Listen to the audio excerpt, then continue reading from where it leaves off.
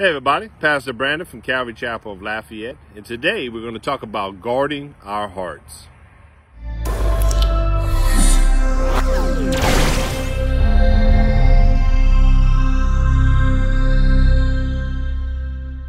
If you have your Bibles, go ahead and open up to Proverbs chapter 4, verses 20 through 27.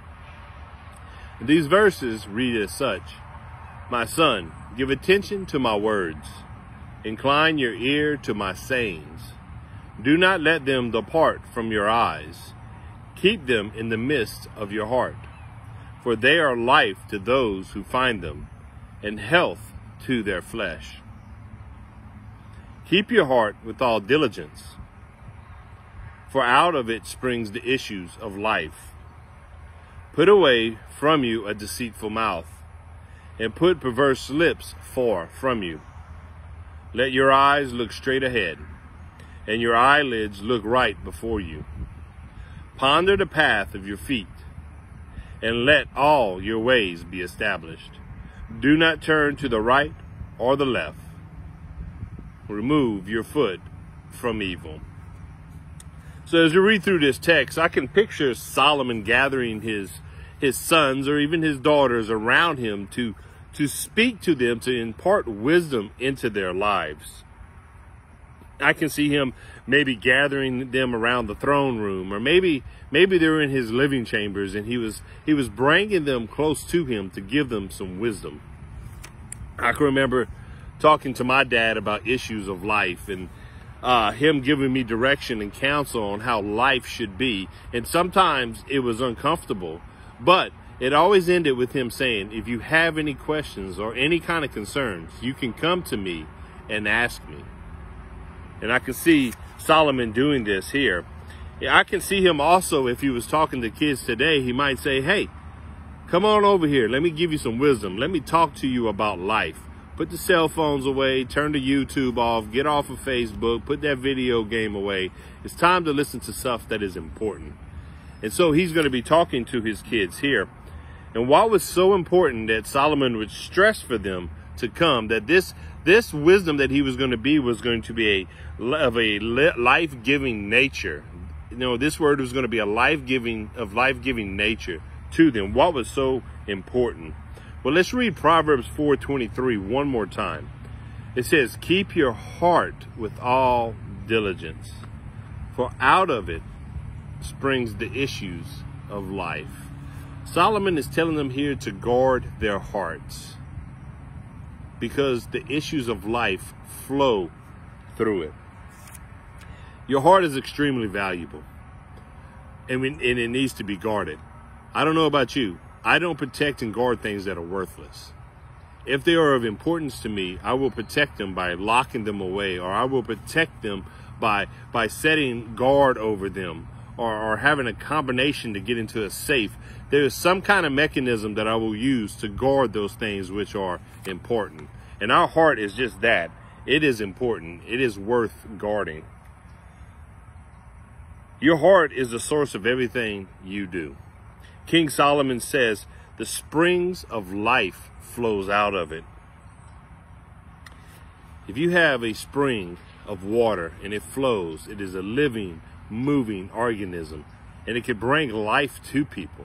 But if you plug up that spring will become stagnant and dead. If you put poison in that spring, it will become toxic. Not only is the spring impacted because of you plugging it up or making it toxic, but all the life flow that it affects downstreams will be affected as well. So if you put poison into a stream and that water flows down to other villages and to other people, it will affect and poison those people as well. So it's the same with our heart. If our heart is not healthy, it will impact the people that are around us, our friends, our families, our careers. It will also have impact from an unhealthy heart. So we need to make sure that our heart remains healthy. Our heart is also under constant attack. It is like a war zone. It is constantly being pulled to the left or right. We can look at the news of today and the frustration we feel with the way America is going right now. And our heart is constantly being pulled in one direction or the other. But we know that we need to make sure our hearts are guarded and pulled in God's direction. So our heart is constantly at war. And if we pollute our hearts, it can affect others, not only ourselves. So we need to constantly have our heart under guard. And that's what Solomon is speaking to his children here about. So it is essential that we guard our heart. But the question is, how do we guard our heart? King Solomon begins by telling them to watch their mouths. Proverbs 4:24. Put away from you a deceitful mouth, and put perverse lips far from you. So Jesus says it this way: the things we speak with our mouth will reveal what's in our heart. So we need to guard our heart and guard our mouths as well. So if we are praising God, as we do when we gather on Sunday, or you may have your own private prayer and praise time at your house, we shouldn't be cursing with those same lips, with the same lips that we are praising God with. You know, my daughter said one time, and something came out of my mouth, and she says, "Daddy, you kiss your mama with those lips?" And she was just reminding me that I need to guard my mouth, which is also a gateway to my heart. So we need to make sure our mouths are far from deceit and far from perverse things. He goes on to say in Proverbs 4:25, King Solomon tells them to protect their eyes. So in Proverbs 4:25, it says, let your eyes look straight ahead and your eyelids look right before you.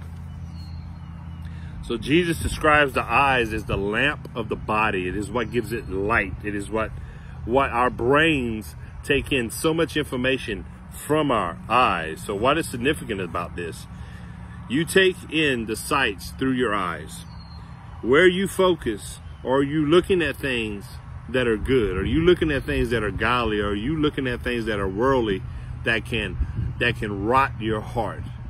Are you looking at images on your phone or on your computer screen that could rot your heart? Are you watching images on TV that could bring sadness to your heart and not bring the joy of the Lord? So we need to guard not only our mouth gates, which we've seen earlier, we need to watch our mouths, but we also need to guard our eye gates, because it could take in a lot of good information and it could take in a lot of toxic information as well. So we need to guard our mouths and guard our eyes in order to guard our hearts. And now Solomon continues to tell them that we need to direct our feet. So in Proverbs 4:26, it says, ponder the path of your feet and let yours always be established. So we need to pay attention to where we're going, to what we're exposing ourselves to, because our feet will take us into a good place, but it could also take us into bad places. So we need to watch where our feet go and what path we are walking in. We can talk to God. He may not answer us with an audible voice, but he will speak to us and speak to us on which way we should go. So we need to direct our path according to God's will and God's way, guarding our eyes, watching our mouth, and watching the path that we are walking on. Let God direct that path. And lastly, we see here that we need to focus on Jesus. Proverbs 4:27 says, do not turn to the right or left. Remove your foot from evil. King Solomon here is encouraging his sons to stay on the straight and narrow path. Stay on that path that Jesus has set us on, the straight and narrow. We start getting off to the sides, to the left and to the right, we can destroy our walk and destroy our witness. I'm reminded of the time that the disciples had gotten on a boat and they had left ahead of Jesus, and the storm swept up, and there was a big storm out there, and they remembered him. The waves are crashing, and these are seasoned fishermen, but they are nervous on this boat because of this storm. But Jesus walks out on the water to see them, and Jesus tells Peter to step out in faith onto the water, out of the boat, and Peter does. But when Peter started to look to his left and when Peter started to look to his right, he began to sink because the circumstances surrounding him was taking him down. So when he was using his eyes, he seen danger on his left and his right. But Peter did one good thing. He used his mouth the right way, and he said, "Lord, save me." And Jesus reached out and saved Peter from that storm. He got back on the straight and narrow path. And that's where the Lord wants us to be. So we have a race called life that is before us.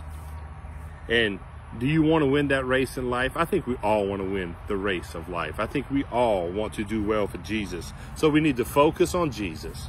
And Jesus will help us to watch our mouths. Jesus will help us to watch our eyes. Jesus will help us to direct our feet. And Jesus will help us to stay on that narrow path, that straight and narrow path that we need to walk in life. So remember, guard your hearts with everything you have is one of the most precious things you have. We need to guard it with our eyes. We need to guard it with our mouth. We need to guard it with our steps. And we need to ask Jesus to help us walk that straight and narrow path. So thanks for joining today. I hope y'all were blessed by the message. Come join us on Wednesday nights at 6:30 as we're in the book of 2 Chronicles. Or come join us on Sunday at 10:30 as we're still in the book of Genesis. And I hope y'all have a blessed and wonderful week.